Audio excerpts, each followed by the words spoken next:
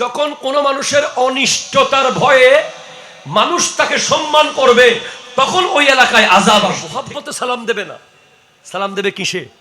ভয়ে। এখন আসে না নাই বলেন তো?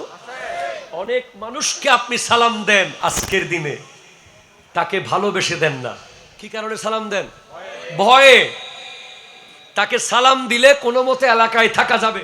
আজকের দিনে আপনি দেখেন, যুব সমাজ যাদেরকে মানুষ আস্থার জায়গায় রেখেছে, তারা আজকে বিভিন্ন গ্যাং বানিয়েছে।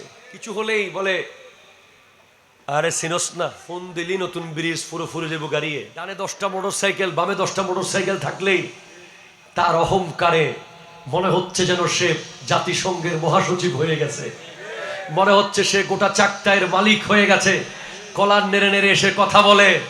আমি তাদেরকে জানাতে চাই, খবরদার, মনে রাখবেন, অ্যাকর্ডিং টু সায়েন্স, বিজ্ঞান বলছে, যখন একটা মানুষকে কবরে রাখা হয়, মাত্র 3 দিনের ভিতরে তার শরীরে এক ধরনের পোকা তৈরি হয়। যেই পোকার কারণে তার শরীর থেকে দুর্গন্ধ বের হয়। ওই দুর্গন্ধ এমন ভাবে বের হয়, ওই দুর্গন্ধ আরো অসংখ্য পোকাকে ডাকে। হাজার হাজার পোকা তার কবরে এসে প্রবেশ করে। এরপরে ওই গোশতগুলো আস্তে আস্তে সমস্ত পোকারা ওই গোশত খেয়ে ফেলে।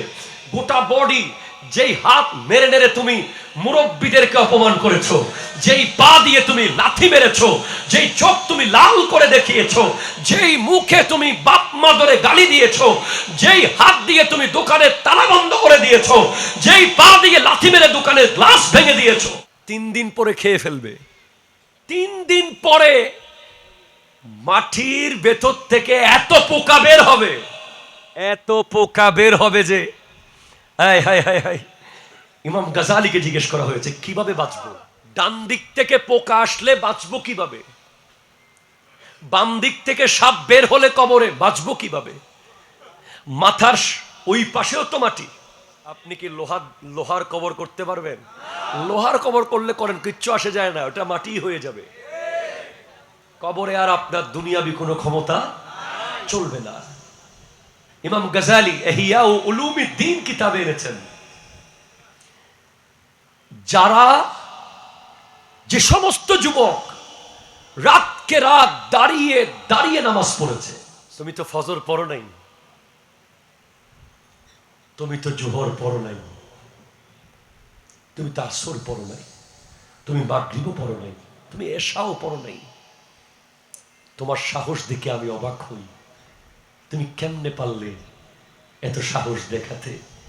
তুমি কি শোনো নাই, 3 দিন পরে তোমার মাটি, তোমার এই বডি, যেই শরীরে তুমি কোনোদিন শীতকালে একটু ফাটতে দাও নাই, দামি দামি লোশন ব্যবহার করেছ, যেই ঠোঁট ফেটে যাবে বলে তুমি কত দামি দামি ভ্যাসলিন ব্যবহার করেছ, যেই হাত ফ্যাকাশে না হওয়ার জন্য কত দামি দামি সাবান তুমি ব্যবহার করেছ, যেই চুলের যত্ন নেওয়ার জন্য পৃথিবীর দামি দামি ব্র্যান্ডেড জেল তোমার বাসায়, কত শ্যাম্পু তোমার ঘরে, তোমার এই চেহারা, এই হাত, এই পা, তোমার গায়ে একটা স্পট না পড়ার জন্য তুমি রোদে গেলে তোমার মুখে তুমি ওই প্রোটেক্টর ইউজ করে যাও।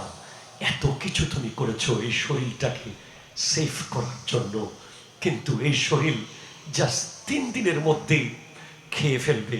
3 দিন পরে এমন কিছু পোকা আসবে যারা গোশতগুলোকে খুবলিয়ে খুবলিয়ে খেয়ে ফেলবে।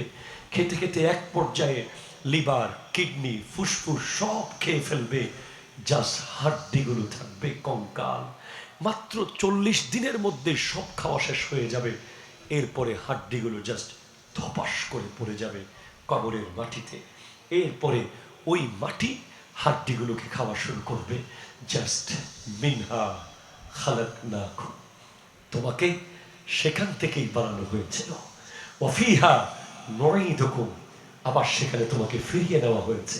ওয়ামিনহা নুখরিজুকুম তারাতান উখরা, সর্বশেষ আবার তোমাকে সেখান থেকে তুলে নেওয়া হবে।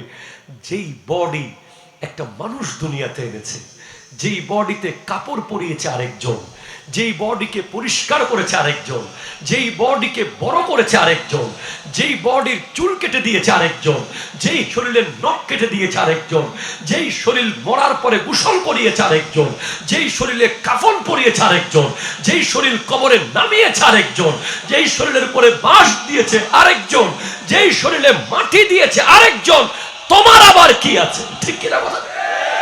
হাত তুলে বলেন ঠিক কিনা? কি তোমার কি আছে?